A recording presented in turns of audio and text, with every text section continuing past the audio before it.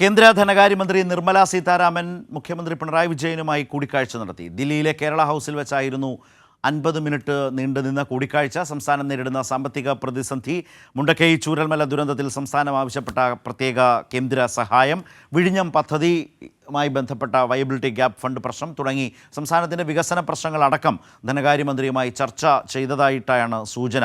വിവരങ്ങളുമായി സിബി ദില്ലിയിൽ നിന്ന് ചേരുകയാണ്. സിബി, മുഖ്യമന്ത്രിയും കേന്ദ്ര ധനകാര്യമന്ത്രിയും തമ്മിൽ നടന്ന കൂടിക്കാഴ്ച അവസാനിച്ചിരിക്കുന്നു.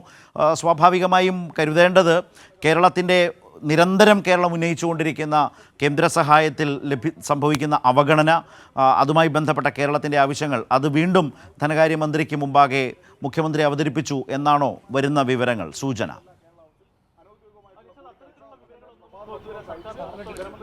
ശരത്ത്, തീർച്ചയായും ഈ കൂടിക്കാഴ്ചയുടെ ഏറ്റവും പ്രധാനപ്പെട്ട കാര്യം അതുതന്നെയാണ്. ഇന്നിപ്പോൾ രാവിലെ 9 മണിയോടെയാണ് കേന്ദ്ര ധനകാര്യമന്ത്രി നിർമ്മല സീതാരാമൻ കേരള ഹൗസിലെത്തിയത്. ഏകദേശം 1 മണിക്കൂറോളം ഇവിടെ ഈ ഒരു കൂടിക്കാഴ്ചയിൽ പങ്കെടുത്തു, അല്ലെങ്കിൽ കൂടിക്കാഴ്ച നടത്തി എന്ന് തന്നെ നമുക്ക് പറയാം. ധനമന്ത്രിയെ കേരളത്തിലെ പ്രത്യേക പ്രതിനിധി പ്രൊഫസർ കെ വി തോമസ് മാഷും മുഖ്യമന്ത്രി പിണറായി വിജയനും കൂടി സ്വീകരിച്ചു. പിന്നീട് കേരള ഗവർണർ ഇത്തരത്തിൽ ആർലേക്കറും കേരള ഗവർണറും ഈ കൂടെ ഉണ്ടായിരുന്നു. പിന്നീട് ഒരുമിച്ച് പ്രഭാത ഭക്ഷണം നടത്തി. അതിനുശേഷം ഈ കൂടിക്കാഴ്ച നടത്തുകയും ചെയ്തു. ഈ കൂടിക്കാഴ്ചയിൽ ഏറ്റവും പ്രധാനപ്പെട്ട ഒരു കാര്യം എന്ന് പറയുന്നത്, ഇതിൽ കേരളത്തിലെ ഇപ്പോഴത്തെ ഒരു സാഹചര്യം എന്ന് പറയുന്നത് ഏറെ പ്രതീക്ഷയോടെ നോക്കിക്കാണുന്ന ഒരു കൂടിക്കാഴ്ച കൂടിയാണ്. സാമ്പത്തിക പ്രതിസന്ധിയോടെ മുന്നോട്ട് പോകുന്നു. കേന്ദ്രത്തിൽ നിന്ന് ലഭിക്കുന്ന നിരവധി കേന്ദ്ര വിഹിതം ഉൾപ്പെടെ കിട്ടാനുണ്ട്. കേരളത്തിൽ വയനാട്ടിനെ സംബന്ധിച്ച് നോക്കിയാൽ കേന്ദ്ര വിഹിതം, വയനാട് ഒരു അതിതീവ്ര ദുരന്തമായി പ്രഖ്യാപിച്ചിട്ടും ഇതുവരെയും കേന്ദ്ര ധനസഹായം ലഭിച്ചിട്ടില്ല. ആ കേന്ദ്ര ധനസഹായം സംബന്ധിച്ചെല്ലാം തന്നെയും കൂടിക്കാഴ്ചയിൽ ചർച്ച ചെയ്തു എന്നുള്ളതാണ് നമുക്ക് ലഭിക്കുന്ന വിവരം.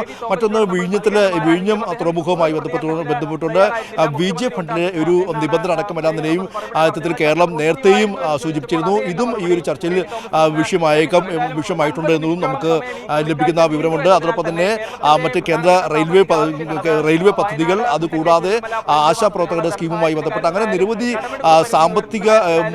വൻ സാമ്പത്തിക പ്രതിസന്ധിയിലൂടെ കേരളം മുന്നോട്ട് പോകുമ്പോൾ വലിയ രീതിയിൽ കേന്ദ്ര വിഹിതവും കുടിശ്ശികയും ലഭ്യമാകാറുണ്ട്. ഇതെല്ലാം തന്നെയും ഈ കൂടിക്കാഴ്ചയിൽ മുഖ്യമന്ത്രി പിണറായി വിജയൻ നേരിട്ട് ധനമന്ത്രിയെ വീണ്ടും ധരിപ്പിച്ചു എന്നുള്ളതാണ് നമുക്ക് ലഭിക്കുന്ന വിവരം. അതുകൊണ്ട് തന്നെയാണ് ഈ കൂടിക്കാഴ്ച ഏറ്റവും പോസിറ്റീവായി തന്നെ നമ്മൾ കേരളം ഉറ്റുനോക്കുന്നതും. അതും കേരള ഹൗസിലേക്ക് ധനമന്ത്രി എത്തി കൂടിക്കാഴ്ച നടത്തുമ്പോൾ ഈ വിഷയങ്ങളെല്ലാം തന്നെയും കേരളം വീണ്ടും ശ്രദ്ധയിൽപ്പെടുത്താനുള്ള ഒരു അവസരം കൂടി ലഭിക്കുകയാണ്.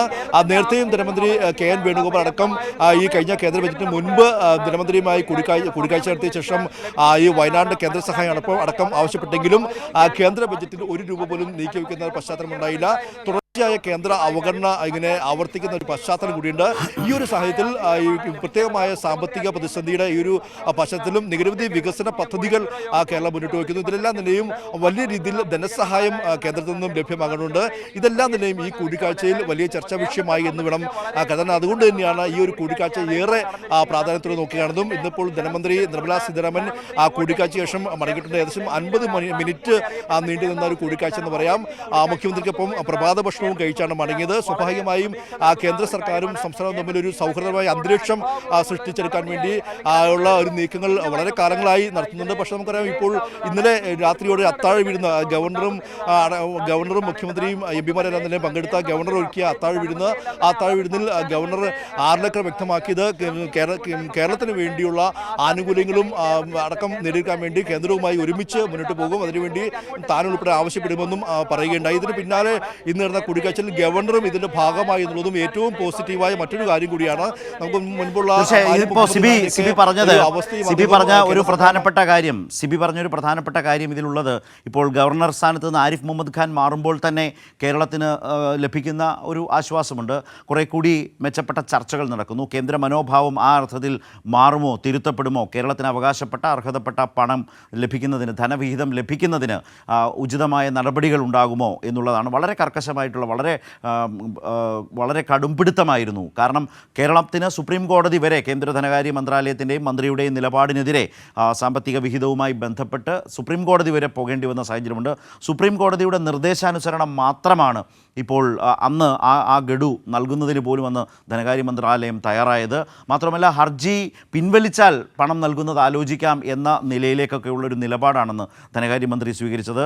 അന്ന് ഗവർണർ ആരിഫ് മുഹമ്മദ് ഖാൻ ആയിരുന്നു. ആരിഫ് മുഹമ്മദ് ഖാൻ മാറി അവിടെ അവിടെയൊക്കെ അർലേക്കർ വന്ന സാഹചര്യത്തിൽ ഒരു സംവിധാനത്തിനകത്ത്, ഒരു ഫെഡറൽ സംവിധാനത്തിനകത്ത് സർക്കാരുമായി ഗവർണർ കുറെ കൂടി മെച്ചപ്പെട്ട ആശ്വാസകരമായ ഒരു നല്ല ബന്ധത്തിൽ ഏറെക്കുറെ പോകുന്നത് കാണുന്നത് തന്നെ നമ്മളെയൊക്കെ സംബന്ധിച്ച്, മലയാളിയെ സംബന്ധിച്ച് വലിയ ആശ്വാസകരമായ ഒരു കാര്യമായിരുന്നു. അത്ര വലിയ തോതിലാണ് കേരളത്തിനെതിരായ ഒരു നിലപാട് ആരിഫ് മുഹമ്മദ് ഖാൻ ഇവിടെ ഈ രാജ്ഭവൻ കേന്ദ്രീകരിച്ച് നടത്തിക്കൊണ്ടിരുന്നത്. അത് കഴിഞ്ഞ് ഇപ്പോൾ വരുമ്പോൾ ഇങ്ങനെയുള്ള മാറ്റങ്ങൾ സംഭവിക്കുന്നുണ്ട്. ഗവർണർ തന്നെ മുഖ്യമന്ത്രിക്കൊപ്പം ധനകാര്യമന്ത്രിയെ കാണാനുണ്ടായിരുന്നു എന്നാണ് ദൃശ്യങ്ങൾ സൂചിപ്പിക്കുന്നത്. സിബി, ഒരു കാര്യം കൂടി, കേരളം അതുകൊണ്ട് തന്നെ കേരളത്തിൻ്റെ ആവശ്യങ്ങൾ അതൊന്നും ധനകാര്യ മന്ത്രാലയത്തിന് പുതിയ കാര്യങ്ങളല്ല.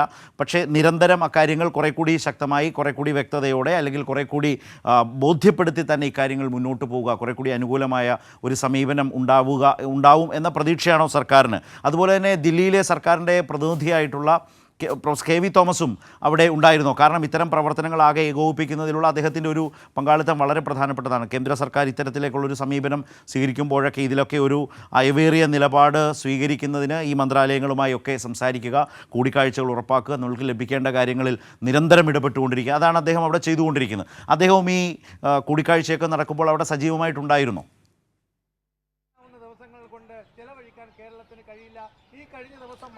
തീർച്ചയായും ഇതിൽ കേരളത്തിൻ്റെ പ്രത്യേക പ്രതിനിധിയായ കെ വി തോമസ് മാഷ് കഴിഞ്ഞ ദിവസം നിർമ്മലാ സീതാരാമനെ നേരിട്ട് പോയി കണ്ടിരുന്നു. അതിൻ്റെയൊക്കെ തുടർച്ചയായിട്ടാണ് ഇപ്പോൾ ഒരു കൂടിക്കാഴ്ചയ്ക്ക് തന്നെ കളമൊരുക്കിയതും. എന്തായാലും എല്ലാവരെയും ഒരുമിച്ച് ഏകോപിപ്പിച്ചുകൊണ്ട് കേരളത്തിൻ്റെ ആവശ്യം നേടിയെടുക്കുക എന്നുള്ളൊരു രീതിയിലേക്ക് സംസ്ഥാന സർക്കാർ മുന്നോട്ട് പോകുമ്പോൾ ഏറ്റവും ആശാവഹമായ ഒരു കാര്യങ്ങൾ തന്നെയാണ് ഇപ്പോൾ നടക്കുന്നത് നമുക്ക് പറയാം. ഇത് എത്രത്തോളം ഗുണകരം ചെയ്യുമെന്നല്ല നിലയും നമുക്ക് വരും ദിവസങ്ങൾ മാത്രമേ വ്യക്തമാകുള്ളൂ. പക്ഷേ ടീം കേരളയ്ക്കൊപ്പം താനും ഉണ്ടാകുമെന്ന് ഇന്നലെ ഗവർണർ രാജേന്ദ്ര അർലേക്കർ പറയുമ്പോൾ സ്വാഭാവികമായും അത് ഏറെ പ്രതീക്ഷ നൽകുന്നതാണ്.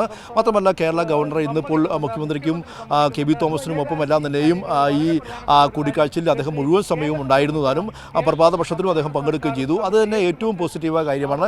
എല്ലാവരും ഒരുമിച്ച് നിന്നുകൊണ്ട് വീണ്ടും കേരളത്തിന് വേണ്ടി ഇത്തരം കേരളത്തിൻ്റെ സാമ്പത്തിക പ്രതിസന്ധി ചൂണ്ടിക്കാട്ടുകയും കേരളത്തിൽ ലഭ്യമാകേണ്ട കേന്ദ്ര വിഹിതം അടക്കമെല്ലാം തന്നെ ചൂണ്ടിക്കാട്ടിക്കൊണ്ട് ഈ കൂടിക്കാഴ്ച നടത്തുമ്പോൾ സ്വാഭാവികമായും അത് ഏറെ പ്രതീക്ഷ വീണ്ടും നൽകുകയാണ്. ദില്ലിയിൽ നിന്ന് സിബിയാണ് ഈ വിശദാംശങ്ങൾ ഇപ്പോൾ നമ്മളുമായി പങ്കുവച്ചത്. വളരെ പ്രധാനപ്പെട്ട ഒരു കൂടിക്കാഴ്ചയാണ് നടന്നത്.